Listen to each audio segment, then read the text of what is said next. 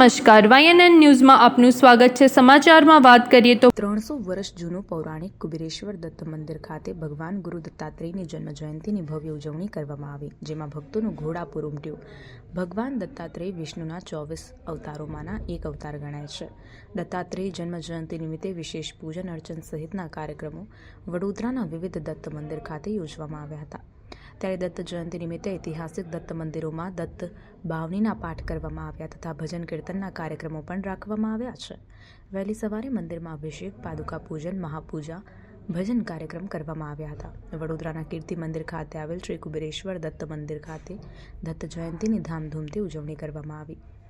સમગ્ર જગત જેને ગુરુ તરીકે પૂજે છે અને જેની ચરણ પાદુકાના દર્શન પણ પ્રત્યેક જીવને અલૌકિક અનુભૂતિ કરાવી આપે તેવા ગુરુદત્ત મહારાજે તેમના જીવનકાળ દરમિયાન પ્રકૃતિના પ્રાણી, પક્ષી, તત્વો અને જીવો મળીને કુલ 24 જેટલા ગુરુઓને પ્રસ્થાપિત કર્યા હતા।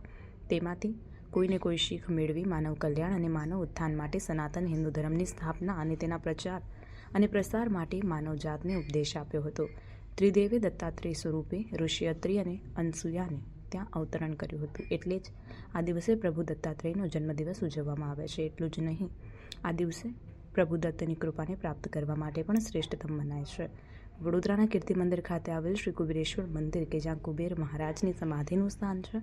કુબેરેશ્વર મહારાજ દંત સંપ્રદાયના હતા, તેથી આ મંદિરને કુબેરેશ્વર દત્ત મંદિર તરીકે જાણીતું થયું છે। મંદિર આશરે 300 વર્ષ જૂનું છે। ત્યારે દત્ત જયંતિ નિમિત્તે મંદિરને રોશનીથી શણગારવામાં આવ્યું, જ્યારે ભગવાન દત્તાત્રેયની પ્રતિમાને પુષ્પથી શણગારવામાં આવ્યું। આ દિવસે સવારથી વડોદરામાં આવેલ વિવિધ દત્ત મંદિરોમાં વિવિધ ધાર્મિક કાર્યક્રમો યોજવામાં આવી રહ્યા છે।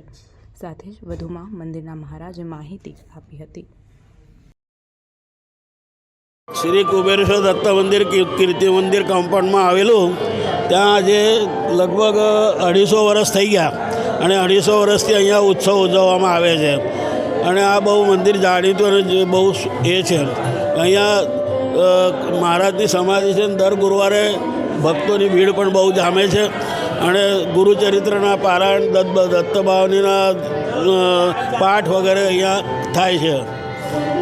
બીજું શું, આજે દત્ત જયંતિ હોવાથી સવારથી જ અભિષેક, પૂજા, મહાપૂજા, પાદુકા પૂજન એ સવારેથી ચાલુ છે અને હવે બપોરે 4 થી 6 મહાલક્ષ્મી મહિલા મંડળનું દત્તધૂન કાર્યક્રમ છે અને 6:30 થી 7:30 કલાબેન કોઠારી એમનું પ્રવચન થશે અને પ્રવચન દરમિયાન 7:20 કલાકે ભગવાન દત્તાત્રેયનો જન્મોત્સવ થાય છે અને આ જન્મોત્સવ બહુ જોવા જેવો હોય છે અને ગુલાલ ઉધળીને આ ઉત્સવ ઉજવવામાં આવે છે અને બહુ લોકોને એને લાભ મળે છે અને દરેક ભક્તોએ આ લાભ લેવા બહુ વિનંતી છે। ગુરુદેવ Dutt. Subscribe now and press the bell icon. Never miss an update.